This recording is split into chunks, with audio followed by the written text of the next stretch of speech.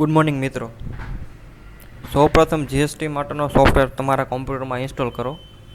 ત્યારબાદ ડેસ્કટોપ ઉપરથી ને સોફ્ટવેરના આઇકોન ઉપર ડબલ ક્લિક કરી સોફ્ટવેરને ઓપન કરો.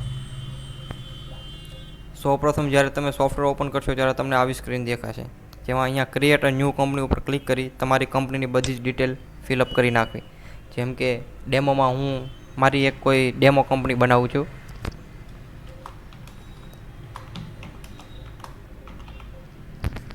ત્યારબાદ નીચે આપણી કંપનીની બધી ડિટેલ ફિલઅપ કરી નાખશું.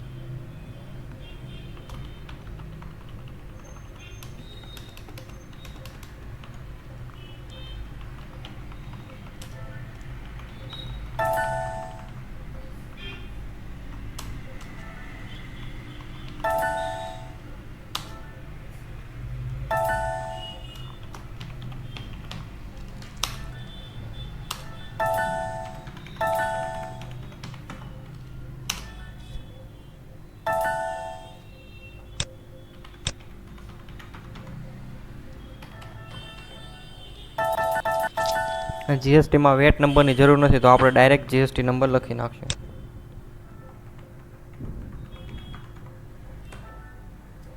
પાન કાર્ડ નંબર જો ફિલઅપ કરવો હોય તો કરી નાખવાનો.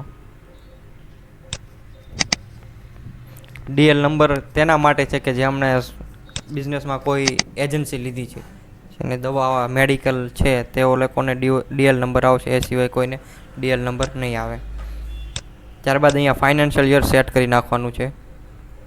અત્યારે 17-18 ફાઇનાન્શિયલ યર છે, માટે હું ચેન્જ કરતો નથી. અહીંયા કાંઈ ચેન્જ કરવાનો નથી.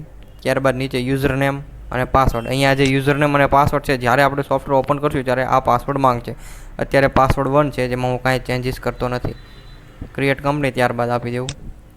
ઓકે, સોફ્ટવેરમાં ચાલો આપણી કંપની બની ગઈ છે. હવે જ્યારે આપણે સોફ્ટવેર ઓપન કરશું ત્યારે આવો વિન્ડો આવશે, એમાં આપણે 1માં લોગિન થઈશું.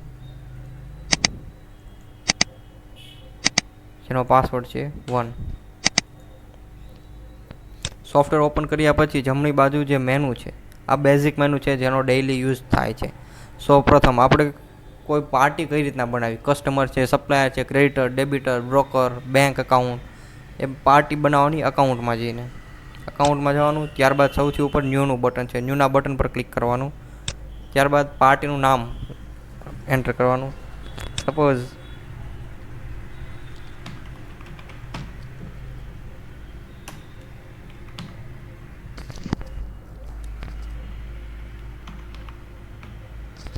કોઈ પિયુષ કરીને કોઈ પાર્ટી છે, પછી એન્ટર આપવાનું. નીચે ઓટોમેટિક પ્રિન્ટ નેમ લખાઈ જાય, ત્યારબાદ એન્ટર આપવાનું. હવે ગ્રુપમાં એ આપણો કસ્ટમર છે, સપ્લાયર છે કે બેંક એકાઉન્ટ છે એ લખવાનું. આ માની લો મારો સપ્લાયર છે, તો હું આને આપું છું સપ્લાયર, કે જેની પાસેથી હું માલ ખરીદું છું. એનું ઓપનિંગ બેલેન્સ માની લો મારે એમને જૂના 5,000 રૂપિયા દેવાના બાકી છે, તો અહીંયા મેં 5,000 લખ્યું. અહીંયા આવશે સીઆર અને ડીઆર. સીઆર મતલબ પેએબલ અને ડીઆર મતલબ રિસીવેબલ. મારે એને પૈસા દેવાના છે એટલે એ પેએબલ છે, માટે અહીંયા સીઆર આવશે.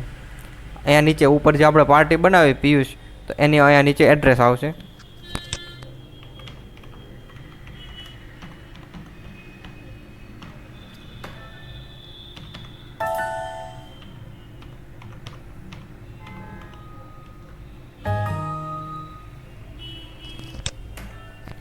ત્યારબાદ city, state code, phone number, mobile number,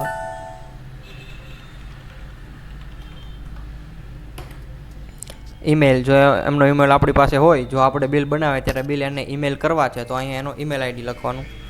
જ્યારે આપણે બિલ બનાવશું ત્યારે ઓટોમેટિક જો આપણે ક્લિક કરશું તો એને બિલ ઈમેલ થઈ જશે. જો કોઈ મોટી કંપની હશે તો એનો કોઈ કોન્ટેક્ટ પર્સન હશે કે જે આપણી સાથે લેવડ દેવડ કરતો હશે. જો એ હોય તો એનું નામ લખવું, બાકી આ પર્ટિક્યુલર નથી.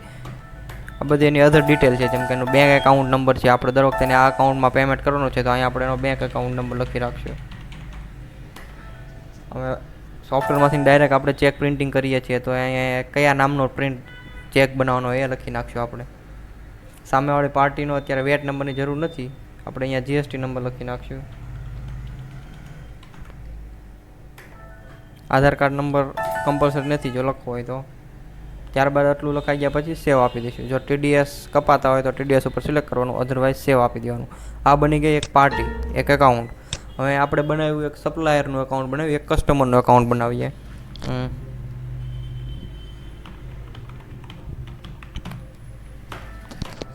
સપોઝ મહેશભાઈ છે એ મારા કસ્ટમર છે, મારે એમની પાસેથી ને 2500 લેવાના છે. ડીઆર મતલબ કે લેવાના છે રિસીવેબલ. અહીંયા મહેશભાઈનું એડ્રેસ આવશે. ત્યારબાદ સિટી આવે છે, સ્ટેટ આવે છે, સ્ટેટ કોડ આવે છે, ફોન નંબર આવે છે, મોબાઈલ નંબર આવે છે.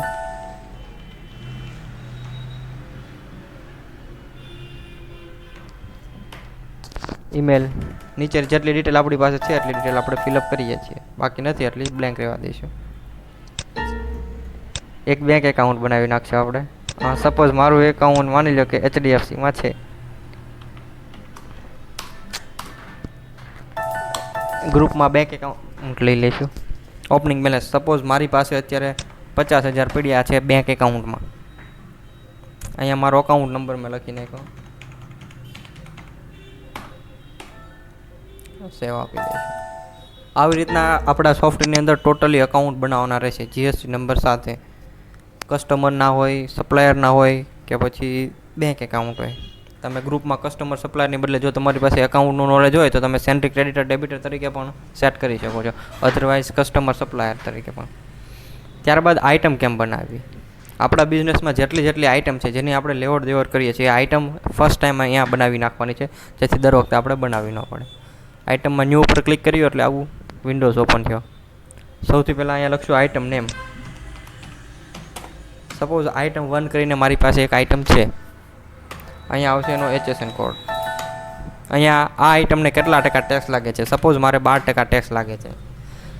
કંપની અત્યારે હું જનરલ લેવા દઉં છું, ગ્રુપ પણ જનરલ લેવા દઉં છું. માની લો કે આ પીસીસમાં વેચાણ થાય છે તો પીસીસ સિલેક્ટ કર્યું. હું જો બેચ વાઇઝ ખરીદી વેચાણ આવતું હોય તો સિલેક્ટ કરવાનું, સિરિયલ નંબર વાઇઝ ખરીદી વેચાણ આવતું હોય તો સિરિયલ નંબર સિલેક્ટ કરવાનું. સપોઝ મારે આઇટમ 1માં સિરિયલ નંબર પણ નથી આવતો અને બેચ નંબર પણ નથી આવતો, એટલે બેમાંથી એક પણ હું ટીક કરતો નથી. અહીંયા જે સેલ પ્રાઇસ આપણે નાખશું એ સેલ પ્રાઇસ આપણને બિલ બનાવતી વખતે ઓટોમેટિક ત્યાં ડિસ્પ્લે થઈ જશે.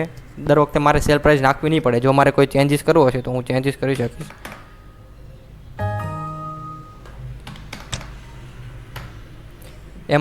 MRP જો આઇટમ 1ના પેકેટ ઉપર લખેલી છે તો હું નાખીશ, અધરવાઇઝ નહીં નાખું. પરચેસ પ્રાઇસ પણ હું અત્યારે નાખતો નથી. સેલ્ફ વેલ્યુ સપોઝ આની સેલ્ફ વેલ્યુ છે 75 રૂપિયા. મને ટ્રાન્સપોર્ટ પરચેસ પ્રાઇસની ઉપર ટ્રાન્સપોર્ટ ટેક્સ વગેરે થઈને મને એક આઇટમ 75 રૂપિયામાં પડી હતી, માટે મેં 75 રૂપિયા નાખ્યા છે. જો બારકોડ વાઇઝ ગનથી ને POS સિસ્ટમ છે તો બારકોડ અહીંયા એન્ટર કરવાનો છે, અધરવાઇઝ રહેવા દેવાનો છે. ઓપનિંગ પેક મતલબ કે મારી પાસે અત્યારે આઇટમ 1 10 પડી છે ઓલરેડી. મેં જ્યારથી સોફ્ટવેર યુઝ કરવાનો શરૂ કર્યો એની પહેલાંની મારી પાસે 10 પડી છે, એટલે કે મારી પાસે 10નો સ્ટોક ઓલરેડી છે, એટલે મેં અહીંયા ઓપનિંગ પેકમાં 10 એન્ટર કર્યું છે. એન્ટર કર્યા ત્યારબાદ સેવ આપી દઉં છું. એક આઇટમ બની ગઈ. એક નવી આઇટમ બનાવી નાખું,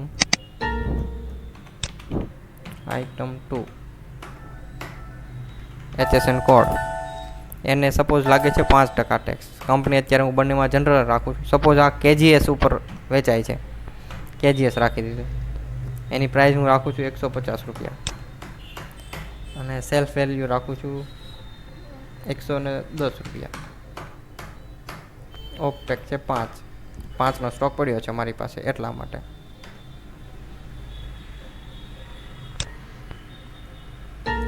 ન્યૂ ઉપર ક્લિક કરું છું, નવી એક આઇટમ બનાવું છું.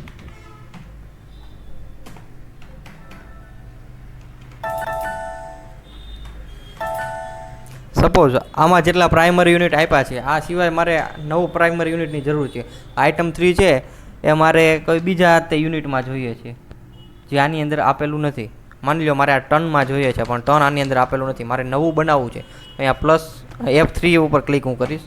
જો લેપટોપ હોય તો FN સાથે F3 ફંક્શન કી ક્લિક કરવાની.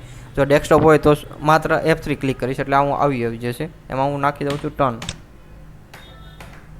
જો અહીંયા ટન આવી ગયું. આપણા સોફ્ટવેરમાં ક્યાંય પણ કોઈ પણ નવી વસ્તુ એડિટિંગ કરવી છે તો તમે F3 પ્રેસ કરીને નવી વસ્તુ ત્યાં એડ કરી શકો છો. આની હું સેલ પ્રાઇસ કે કાંઈ નાખતો નથી, કારણ કે આની પ્રાઇસ હું બિલ બનાવતી વખતે નાખીશ, જે અચોક્કસ છે એટલા માટે. જો આઇટમનો ફોટો હોય તો અહીંયા આપણે સિલેક્ટ કરીને અને આઇટમનો ફોટો પણ સેટ કરી શકીએ છીએ. આ બની ગયા આઇટમ કેમ બનાવવા અને એકાઉન્ટ કેમ બનાવવા. હવે જ્યારે આપણે માલ નવો ખરીદીએ છીએ ત્યારે એની એન્ટ્રી કરશું પરચેઝમાં. અહીંયા ન્યૂ ઉપર ક્લિક કરશું. ત્યારબાદ સૌથી પહેલાં ડેટ નાખશું. સપોઝ માની લો કે આજે 24/7 છે. મેં માલ કેશમાં ખરીદ્યો ક્રેડિટમાં, તો કે ક્રેડિટમાં હું પરચેસ કરું છું. કઈ પાર્ટી પાસેથી ને, તો કે પિયુષ. માની લો કોઈ નવી પાર્ટી છે તો અહીંયા હું F3 પ્રેસ કરીશ એટલે મને નવી પાર્ટી બનાવવા દેશે. ABCD કરીને કોઈ નવી સપ્લાયર પાર્ટી છે. જો બની ગઈ. ચાલુ બિલે તમે નવી પાર્ટી બનાવી શકો અહીંયાથી F3 કરીને. હું અત્યારે પિયુષ કંપની પાસેથી પરચેસ કરું છું. હવે પરચેસ કરશું ત્યારે 4 ટાઈપ આવશે. ઇન્ટરસ્ટેટ B2B, મતલબ કે આપણી પાસે પણ GST નંબર છે અને સામેવાળા પાસે પણ GST નંબર છે. ઇન્ટરસ્ટેટ રિટેલ, મતલબ કાં આપણી પાસે GST નંબર નથી અથવા સામેવાળા પાસે GST નથી, અને ગુજરાત બહાર. ઇન્ટરસ્ટેટ B2B પણ ગુજરાત બહારનું જ આવશે. જ્યારે ઇન્ટરસ્ટેટ આવશે ત્યારે ગુજરાત બહારનો વ્યવહાર થઈ જશે. ઇન્ટરસ્ટેટ B2B મતલબ ગુજરાત બહાર આપણે ખરીદી કરીએ છીએ એની પાસે પણ GST છે અને આપણી પાસે પણ GST છે અને ગુજરાત બહાર છે, મતલબ કે ઇન્ટરસ્ટેટ B2B.